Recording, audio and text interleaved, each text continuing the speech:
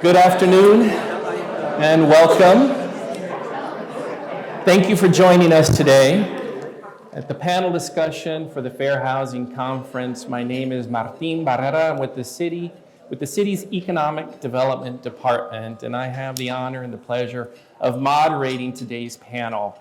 And we will be discussing the Colony Park Sustainable Community. This is 208 acres of city-owned land in Northeast Austin, and we've been working with community and stakeholders, community organizations, and the developer, and I'm really happy to be joined by a panel that represents each of those organizations and groups that is involved with the city in planning and developing the city's property.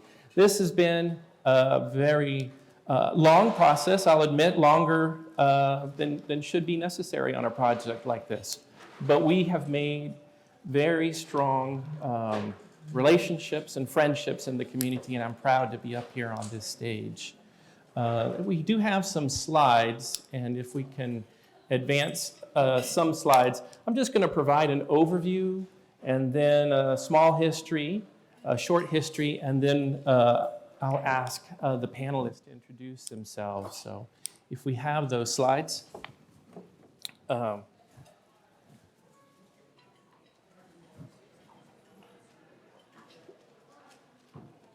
discuss them here while that is coming up. The city annexed this part of Northeast Austin in 1973, and the existing communities were built for families who were stationed at Bergstrom Air Force Base. In 2001, the city purchased the parcel. It was 258 acres. 50 acres were dedicated to the Colony Park District Park, and then we retained 208 acres with the goal to develop housing at the time.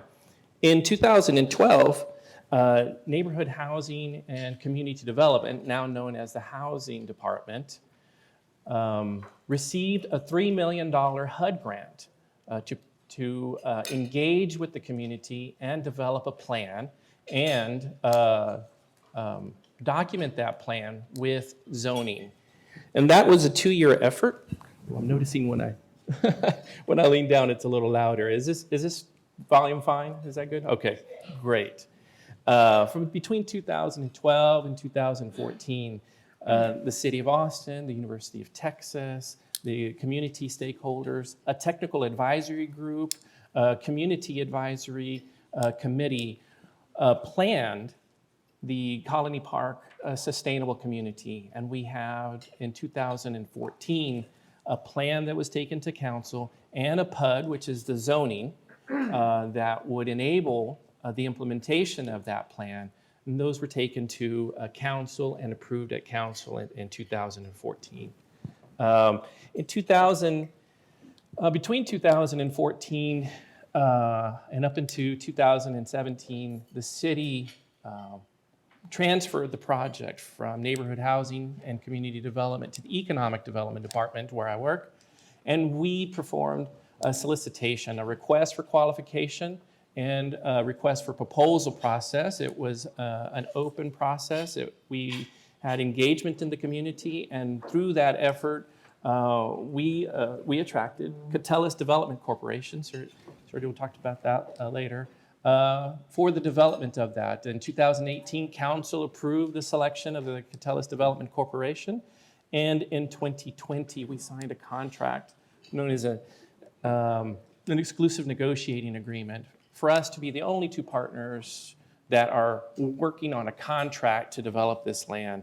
And from that time, it was important for us to look at the master plan and consider how the master plan could be improved. It was financially infeasible, and to work on the feasibility of that plan while listening to the community, because we were engaged. And you might remember that 2020 was a very difficult time to be engaged with the community, but we were able, through technology and through commitment with the community, to provide a series of engagement opportunities to engage on this plan and improve that plan.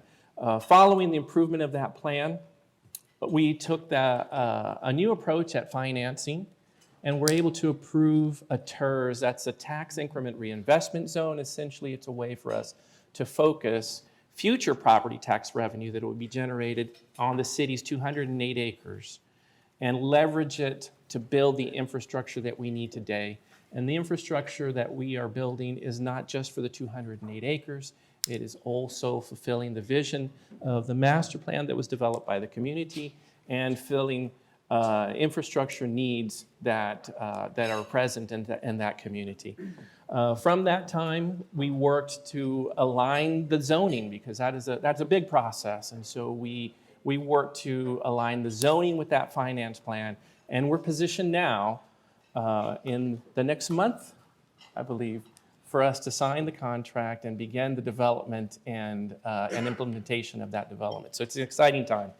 And that's overall just an introduction to the project and why we are here today. So what I'd like to do is ask each of our panelists to introduce themselves, but just with just a bit of context. So briefly introduce yourself. This will be the same question for everyone. Briefly introduce yourself. Include a short summary about when and how you first came to be involved in the Colony Park Sustainable Community, and what role you play in the planning and development of the city's property, and how have you collaborated with or led members of the existing community. And I'd like to start with Ms. Barbara Scott. Thank you so much. Make sure I have this on.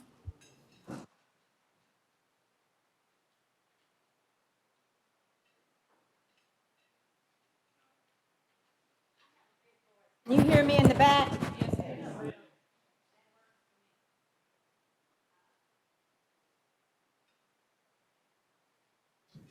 Now can you hear me? My name is Barbara Scott. I'm the president of the Colony Park Neighborhood Association.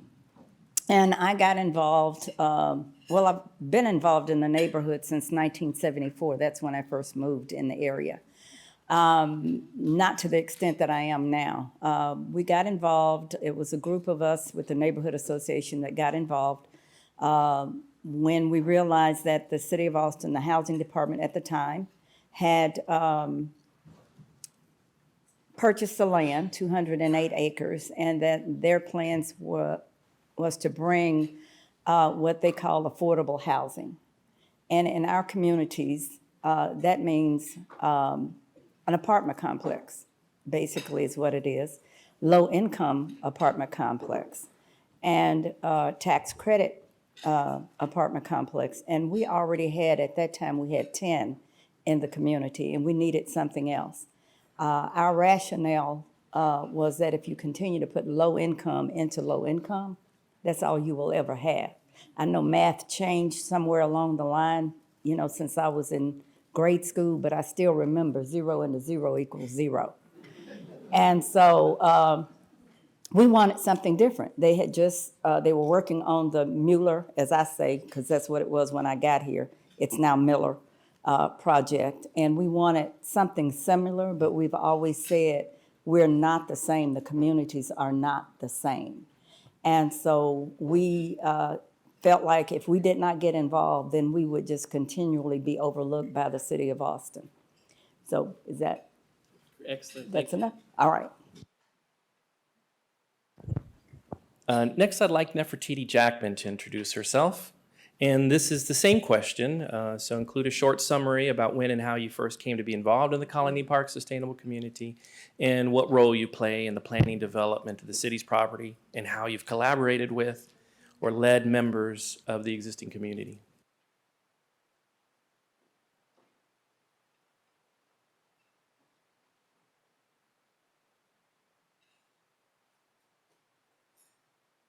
Okay, there we go.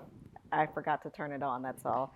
Hello, my name is Nefertiti Jackman, and I serve as the Community Displacement Prevention Officer with the City of Austin in the Housing Department.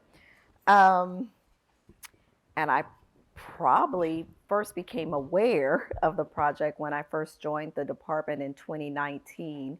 And this was just prior to the COVID-19 pandemic. And we released a series of requests for proposals or grants for community development corporations, nonprofit organizations interested in doing eventually affordable housing development. And there was one in Colony Park, a CDC that applied and won some funding. So this was for capacity building.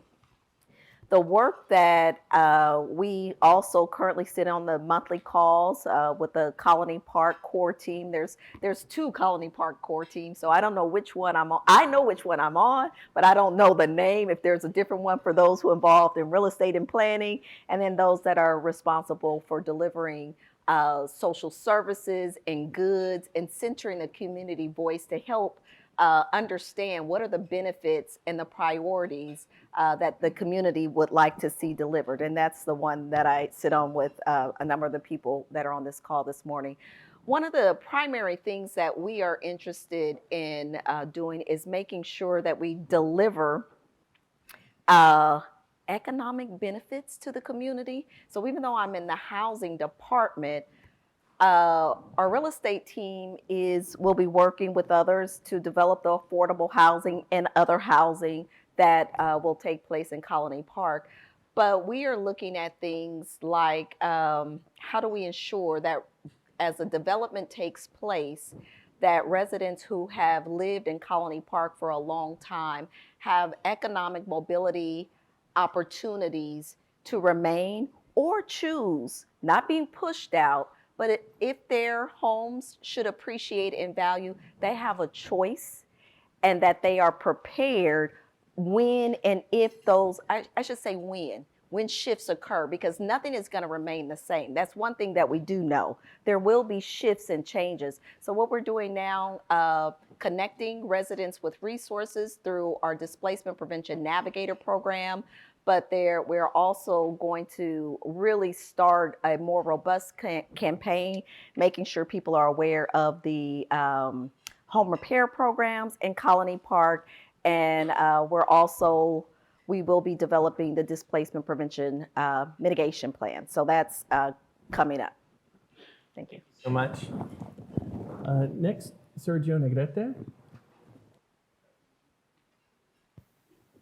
Hello. Okay, the green light's on. Hi, everyone. Good afternoon. My name is Sergio Negrete. I am Vice President of Development with Catellis Development. I am the project lead day-to-day operations, so Martin and I are counterparts here. And we have a whole staff of employees here in Austin that support our work here in the Colony Park Sustainable Community. Always kind of get asked the question, first and foremost, what does Catellis do? What is Catellis' role in this project? We are the city's land development partner for the Colony Park Sustainable Community. So what that means is we're constructing the utilities, the parks, the roads, all the other infrastructure that's needed to attract the best-in-class developers, both residential and commercial, that would be building within the 208 acres. So I spent a lot of time with the Economic Development Department, with the community, in identifying and how to move this project forward. So as Martin mentioned, in November of last year, we just completed the rezoning for the plan unit developments at City Council. And Catellis first came interested in this project in 2017. The city ran a competitive RFP process. And then in 2018, we were selected. And as Martin mentioned, in 2020, we entered into the E&A agreement, the exclusive negotiating agreement that ended the solicitation period, I think is probably the more technical word. And so that allowed us to freely interact with community members, with community neighborhood groups. And so that gave us an opportunity, which at that time, it was 2020, to engage in a much different way than what we've been used to engaging with communities before, which was virtual. So as Martin mentioned, we hosted a series of developer live town halls to get feedback. And then eventually, about 2.5 years into it, we were allowed to have in-person events again at the Turner Roberts Recreation Center, which all of us saw this morning who were on the bus tour. And we attend monthly meetings, core team meetings with Miss Barbara Scott. And just about every city department attends. Everyone is invited, along with Cap Metro. I have some Cap Metro colleagues here in the crowd. And it's hosted by Miss Barbara Scott, and it's an opportunity for us to listen to community needs and what the neighborhood is needing. And every month it's something different. That helps us as we hone in on the plan and be able to be a conduit for us to listen to the community. We've also attended neighborhood night out events, PPP handouts, back to school bashes. A lot of the events that we do attend are, front facing. We have a table that we're tabling at, and it gives us an opportunity for community members to ask us questions. And a variety of questions, and also for us to get feedback. So we have a website, it's colonyparkplan.com.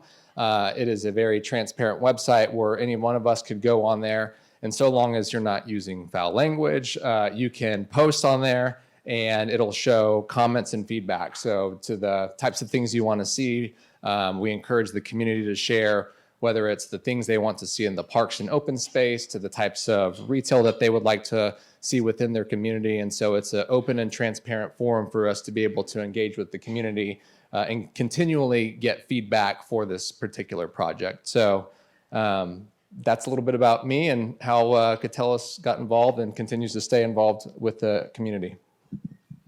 Thank you. And now I'll ask Ashton Cumberbatch to introduce himself. Thanks, Martin. Good afternoon. As Martin said, my name is Ashton Cumberbatch. I am president and co-founder of Equidad ATX. We are a catalyst for collaboration for the acceleration of holistic, equitable, sustainable development throughout the Eastern Crescent. Eastern Crescent is too big to eat in one bite. And so we're working in 3 communities, Del Valle, Creedmoor, and Colony Park. Been aware of Colony Park for a number of years. However, sometime around 2016, I think, Ms. Scott invited me to sit in on some of the meetings with the city to assist with a more comprehensive interpretation of community engagement. That was more co-creation as opposed to here's a plan that we have for your life community. And so I began sitting in with those meetings and assisting as could be. And then in 2018, when we started Equidad, it made sense to the neighborhood association as well as to my board for us to continue working with Colony Park. So we work in 4 areas: economic vitality, community health and wellness, world-class education, cradle through career, and mixed income housing. And all of our initiatives are live in Colony Park, and I think I'll have an opportunity to speak in more detail about some of those later. But we believe in the African proverb, you want to go fast, go alone. You want to go far, go together. And one of our values is cultural preservation and cultural competency, which relates very much to what Nefertiti was talking about, and co-creation. That is not telling the community, here's the best plan for your life, but listening to them intently and hearing what their needs are, what their perception of the issues are, and their ideas.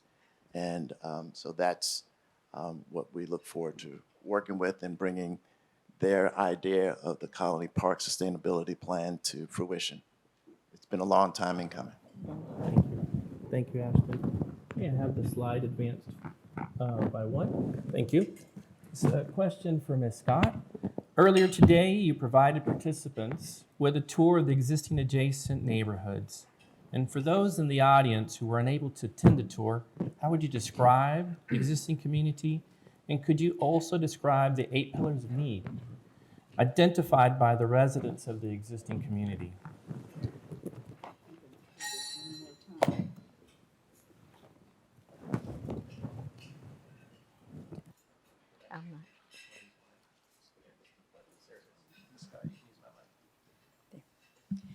Okay, it doesn't seem to want to work with me, and I'm okay with that.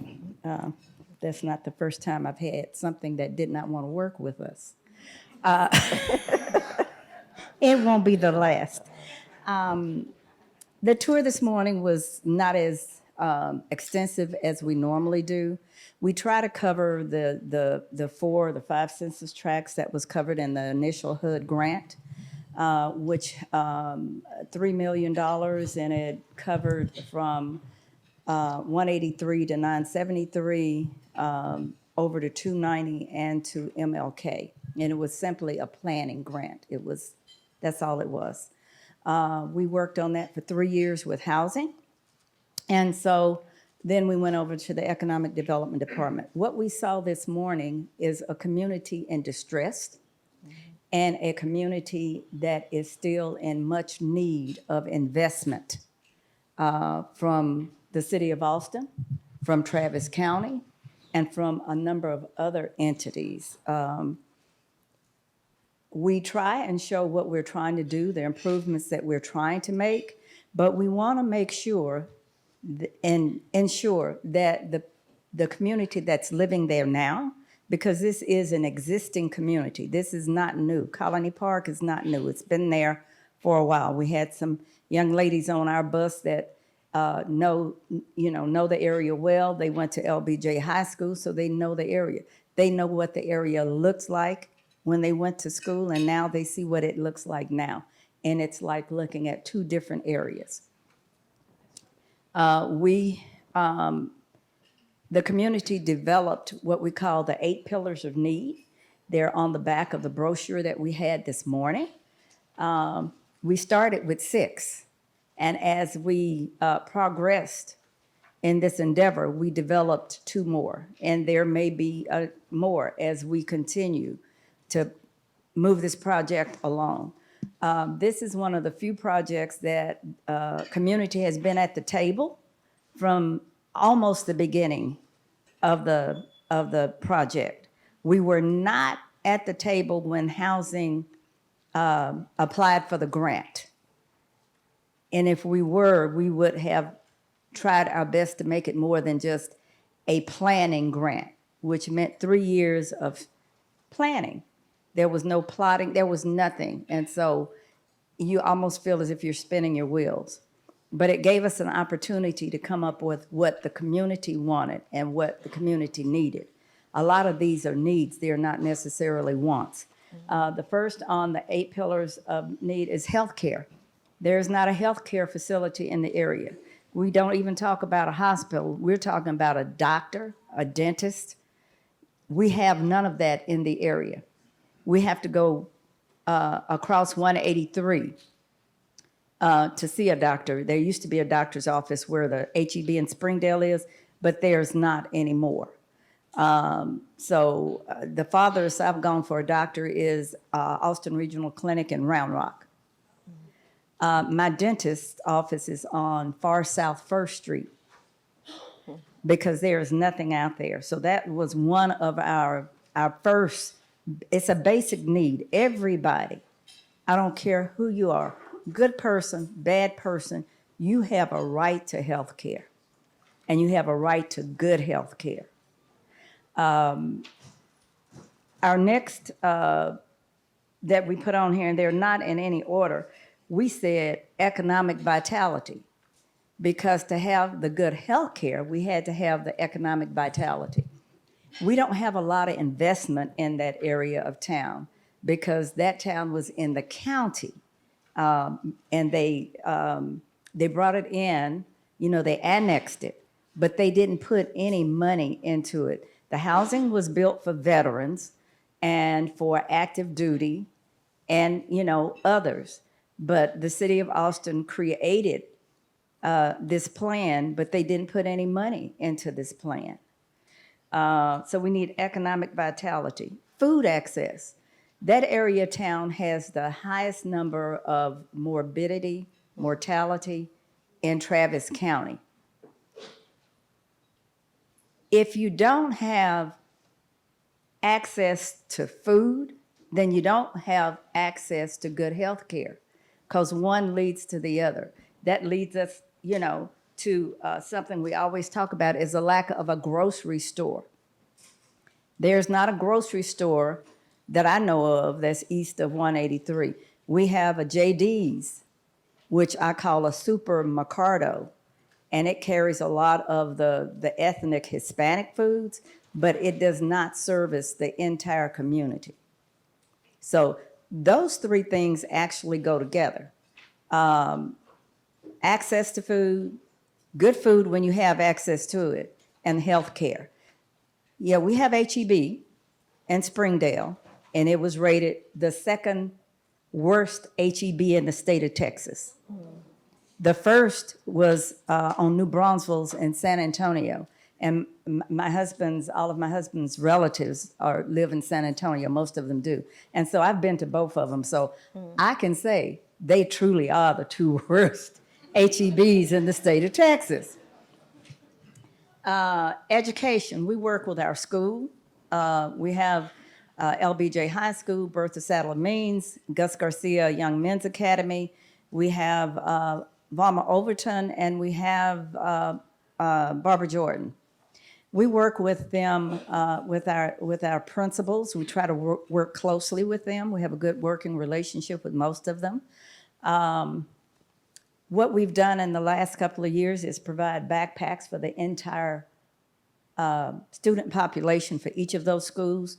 AISD would give us the 60% number of economically disadvantaged children in the school. And my question was, what happens to the other 40%?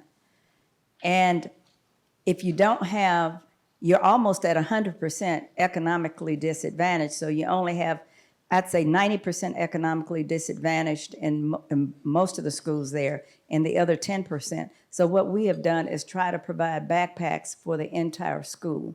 And we've been blessed with our partners like Equidad that donate money, the City of Austin Economic Development Department, the library. We got Director Weeks on board. He makes sure that we have financing so we can do what we need to do. The Neighborhood Association is not a money-making nonprofit. I do not get paid. I have never gotten paid. And I will not accept money for advocating for my community because it's my community. But that's just my process. I can't speak for everybody else. I can only speak for me. And we try to make sure that we do the right thing with the funds that we get in. Our books are open. We have not had a problem. We have a treasurer that's, we call her the main bean counter. You better not be a penny off because you got to come up with a penny. So whatever funding we get, we make good use of it. You guys like to say affordable housing. I say workforce housing because people that work in the city of Austin need to be able to live in the city of Austin. You say affordable. I'm retired now. What's affordable to you that's working is not affordable to me. And it's really not affordable to most of the people who are working here in Austin because you better be making almost $80,000 or more to be able to afford a house in Austin. Mm-hmm. And there are no projects like there are programs that they used to have. When we moved into that area, we moved in and we paid $1 down. Mm-hmm. And the notes were like $300, $400, and we were still trying to figure out how we were going to do that, but God blessed us and we did. But you don't have programs like they used to have to help people get into housing. There's some first-time home buyers, but then the qualifications that you have to go through. The same thing with the repair programs. You know, if you're a single person, you have to make less than $60,000 to qualify for some of the repair programs. And so you fill out all this paperwork and you say, oh, I'm going to get the help I need. And then when they call you in, we need to see your bank statement. We need to see this. We need to see that. And the African American community is very leery of showing you anything dealing with our bank statement, what we ate yesterday, anything, because we have been abused and misused and mistreated for so many years by so many government entities. And so that has been passed down from generation to generation. And I think it's probably the same thing in the Hispanic community. We have a lot of non-English speakers in our area. They are very, very leery of trying to reach out for help because they are being mistreated as well. Open spaces, Sergio mentioned parks. When he says parks, he's not talking about Colony Park District Park. He's talking about parks on the 208 acres. We have a 97-acre park out there that is for everybody to use. We're in the process of building a swimming pool. It's going to be a heated pool. It's going to be 2 pools. We were told that it would be ready swim season. I'm not a swimmer, so swim season to me means Memorial Day, the pools open up, right? Well, we were told last night it'll be October. So these are the things that government departments do to communities, and they are catchwords that you guys know when you talk to each other, but we don't know those words. You know, when I'm told swim season, Memorial Day, when I ask what is the date of the park, it's on schedule. Well, what's on schedule? So now we know on schedule is October. The other that we have is connectivity and safety. Those of you who were on the tour this morning saw in action, there was a undercover police operation happening in our view. Well, when you say connectivity, we are one way in and one way out. Can you imagine what that would have looked like if people had been on the street and there's nowhere to go? We don't have connectivity to Lakeside from Colony Park. We were told this morning it's probably going to be 8 years before we get that connectivity. That's ridiculous. We don't have connectivity from Colony Park over to the original Section 1 of Colony Park that's on Johnny Morris. We have to go out of our street, hit Loyola, then hit Johnny Morris. It's amazing to me how the city of Austin, how they put together a project. We have been told that there's going to be new water pipes on Johnny Morris, which are needed because there's usually a water leak every week on Johnny Morris or in those streets in that area. But there's no plans to widen Johnny Morris. So you're going to put new piping down this year. No telling how many millions of dollars that's going to cost. And then maybe in 10 years, you're going to come back and widen Johnny Morris, and you're going to spend another, in 10 years, you're going to spend $15 million when you could do it all at one time. So there's no cohesiveness in projects with the city of Austin. I think I've covered everything except government resources. That's where you guys come in. You see the need. So we shouldn't have to come down and beg and plead for resources. You should want to do your job and put those resources in communities that are needed. Earlier this year, they were replacing sidewalks in my community, and when they replaced them with asphalt. Do you want asphalt in front of your house? Because I don't want asphalt in front of my house. I want the same concrete sidewalk that I have now. So there are just things that are done in communities of color and disenfranchised communities that you need to be very cognizant of. So I think I've covered everything, probably more than you wanted me to, but Thank that's you. okay. Thank you. And this one is working. That one's on now. 2 more slides, please. That one there.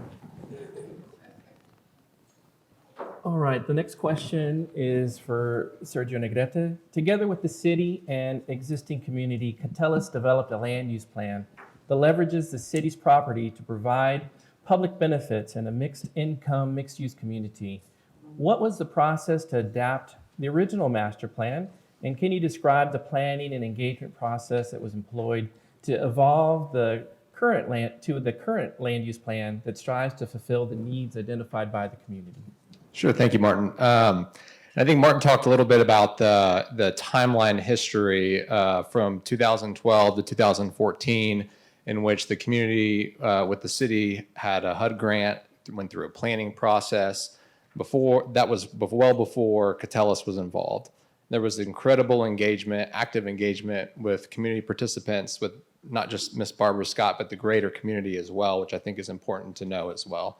The community knew what they wanted. They wanted, the basic services out there, and we just went through the 8 pillars of need.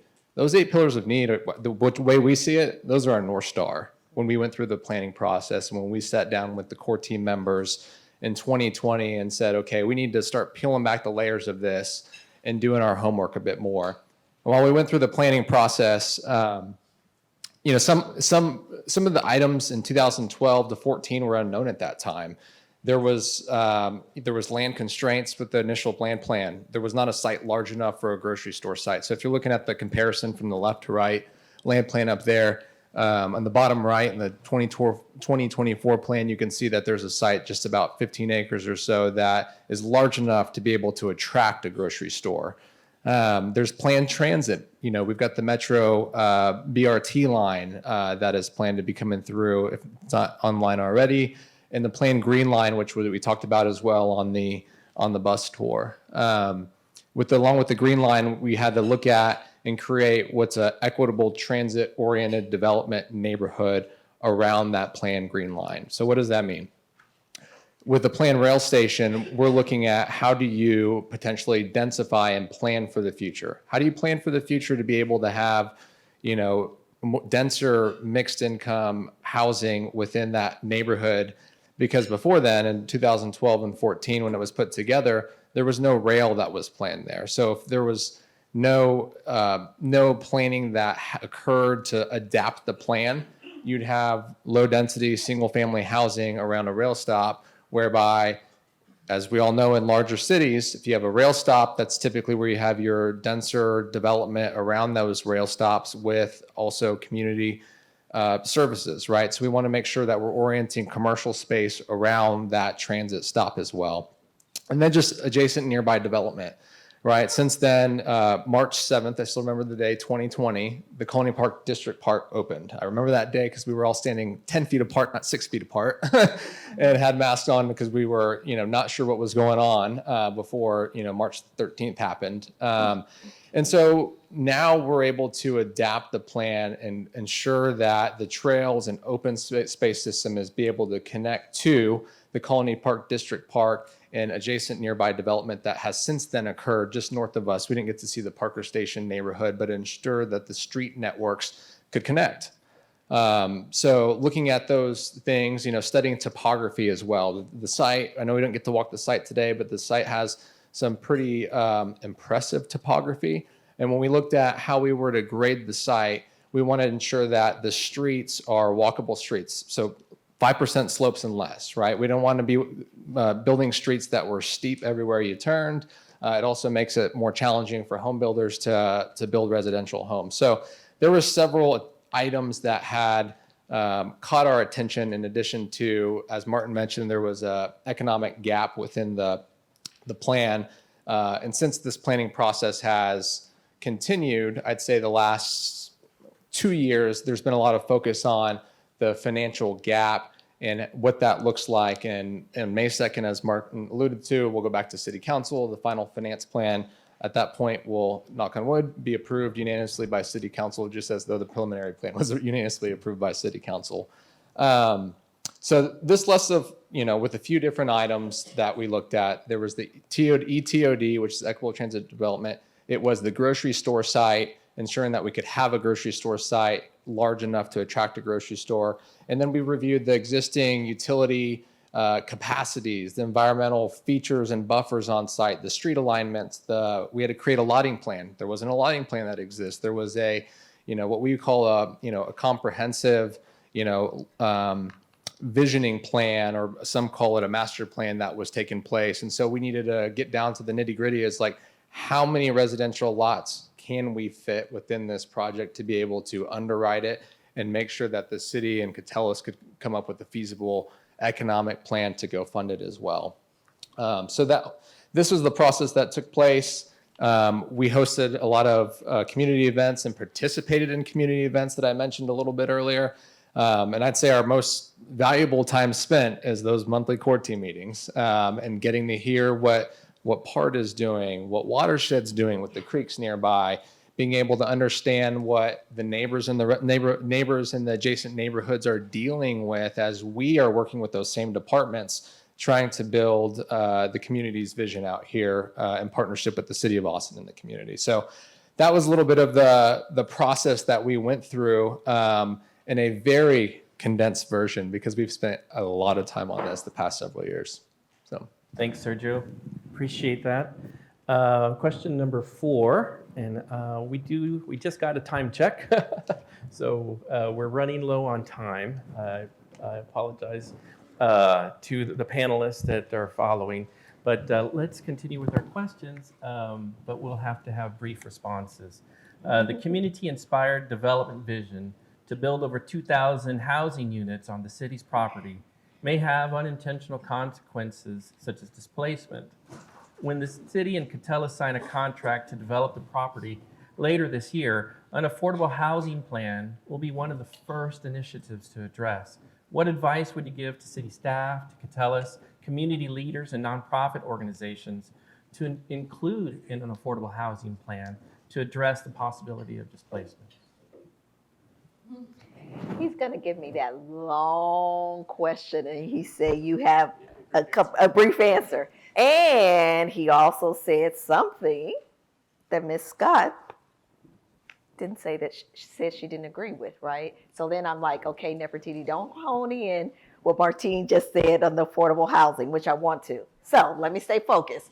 What I think, one of the things that I think, and he's also asking me to give advice to the city. So I love that. I work for the city. I don't normally get to give advice to us, but I'm giving that advice to us. I think we often talk about the financial gaps, and Sergio was talking about that when you dealing with investments and real estate developments. We don't like to talk about the financial gaps for renters and homeowners. My sole purpose and desire through our work is to make sure we close those financial gaps. And we have to be comfortable with giving and investing in our communities. It is a benefit to all Austinites to make sure that people are stably housed, because when you don't have stable housing, it impacts all other aspects of your life, from education and children being able to continue to go to school, to your health incomes, health outcomes, all of that. And so we often talk about equity. And for me, when we're talking about equity, if we're not talking about closing those gaps, we're not talking about equity. And I mean economic equity, right? So what are the investments that we as a city can make, being that we have failed to invest in Colony Park for so long? I wasn't able to go on the tour this morning, but I've been on the tour many times. And I saw the asphalt, and it's ugly. Those residents should have the assurance that when these investments come to Colony Park, they can remain there. So my desire is to make sure that we direct the resources so that residents can have the opportunities to stay. And I want to talk more about that, but it's really about centering in community voices. And oftentimes, Mrs. Scott is on the call and she's correcting us. And the calls aren't always pleasant. And I'm like, oh Lord, here we go. But she's holding city staff accountable for things that they've said over and over again. Why does this have to be an exhaustive process for the community? We have a responsibility, we have an obligation as city staff, and then also as the banks, our developers, and also the philanthropic organizations. And I'm gonna say this, we need philanthropic organizations. I don't see anyone that I recognize here that is from a philanthropic organization, but you give communities so much more flexibility when you're investing to do with dollars that other people, without the constraints that government dollars often have. So, and I'm going to pass it to the preacher. I know he has a, Thank you. I don't know how he's going to be brief. I appreciate it. Well, we've got 6 minutes. Earlier today, the Christian for Ashton Cumberbatch. Earlier today, during the tour, we drove by a property that Equidad ATX owns in partnership with the Austin Revitalization Authority. Can you describe your goals for the property and the work that you're doing in the community and your future plans as a nonprofit organization in the adjacent existing neighborhoods to retain and create valuable community assets? Thanks, Martin. I want to back up 1 second, though, and state it's very easy when we look at Colony Park today in 2024 and see the disparities in income, wealth accumulation, education, essential services, health outcomes, et cetera, and say the folks there didn't do right, Right. right? That they didn't live a good life, right? They didn't take advantage of opportunities. And that is 1,000% wrong. Right. We have to go back and understand that what we see today are the intended and unintended consequences Absolutely. of plans and policies instituted by the city and others in power, at least since the early 1900s. And we know before that, but certainly, and if y'all don't know, you should know very briefly, 1928, right? The city came up with a plan to what they called their Negro problem. And they moved blacks who lived in various parts of the city, moved them all east of what we now call IH-35, which was then called East Avenue. So if you want to be connected to city services, you had to move, leave your community and move east of East Avenue. The only community they allowed stay was Clarksville. And that's so they could have the black folks stay closer so they could serve the folks who lived in Clarksville, the white folks that lived there. But it wasn't just that, and then they expanded it to Hispanics. But they changed the zoning laws so that the things that no one wants in their communities and were prohibited from being west of East Avenue were allowed east of East Avenue. So it's not an accident that the tank farms were opened up in 1944, I think, in East Austin, along what we now call Airport. The city dump was east of East Avenue. All those noxious things. And then you want to know why there's a higher rate of cancer, asthma, heart disease in East Austin? It's because there's an natural consequence of those policies and practices. And we're still reaping and seeing those consequences today. So when you look at Colony Park, you have to have that in mind and understand that what we're trying to do now, there may be different people in the city than there were in 1928, 1957, 1975, when they were still amending, or not amending, but confirming that 1928 plan. But the mindset or the policies still have to be changed. And that gets to the thing about equity. You can't do the same thing now in Colony Park that you're doing in Tarrytown That's right. and expect to see significant change in Colony Park. Equity means you have to give them what they need today, That's right. which is not the same thing. Right. So when we look at, for instance, the sidewalk plan, you can't say, well, we'll just divide it up among the 10 districts. No, we know that 75% of the need is east of 35, so 75% of the dollars need to go to go east there. of That's 35. right. That's right. That's what we talk about when we talk about equity. So I think it's just important to have that context, Martin, when we look at transforming the Eastern Crescent. As far as what we are doing with ARA, it's part of our deal, again, going back to what Nefertiti was talking about as far as cultural preservation. What we don't want to have happen, we already have a city within a city. For those of you who don't know, since 2015-16, Austin was the #1 city as far as economic segregation in the country. All right, so we already have that. What we don't want to have happen, and Catullus, I think, is a good heart. I love the work they do. But if we just let that be developed without a focus on cultural preservation and co-creation, we'll have a city within a city within a city. We'll have a new Colony Park inside an old Colony Park. And absolutely, that's not what the community wants. They want one Colony Park. So what we're trying to do is bring some essential services now that the community's been deprived of for many years, and so that they don't have to wait until the new development is there. So whether it's in Right. education or in health or economic development, we're bringing some of those services now. I mentioned on the tour earlier, we have a partnership with the Thinkery. So it's one thing to go to the Thinkery, but a lot of folks in Conley Park don't know where Miller is. So we bring the Thinkery in 6 times a year. We have a 2-year deal with them, working with PARD, and they bring in parent-child STEAM activities, working together. We had 80 kids last Friday working there, et cetera. We bring in ACC to do HVAC training in the community, in the Turner Roberts Center. We had 14 graduates last fall that come out of that. That gives them an opportunity to earn $54,000, the average salary for HVAC worker in Central Texas. Coming back this fall with another class in that. So bringing those kind of services, bringing food services with the Central Texas Food Bank, African American Men's Health Clinic. We have banks that'll be opening up temporary locations inside the Turner Roberts Rec Center and part of our Live Well BVBN Eco Mobility Center.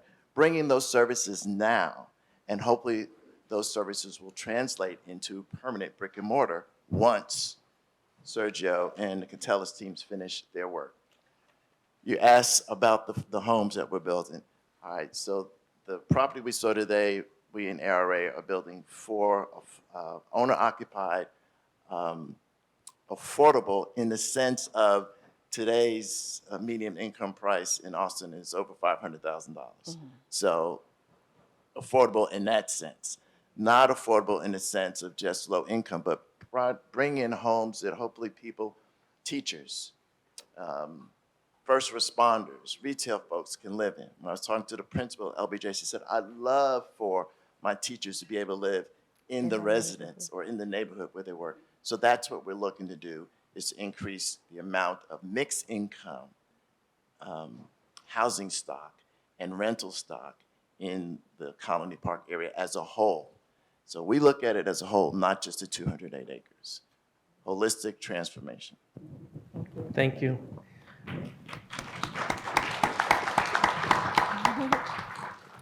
When we planned this, I had a feeling that we could take 2 hours to describe this, what we're working on and how we're working together, and the big challenges that we have. And I apologize for not moderating it in a way that would leave time for questions.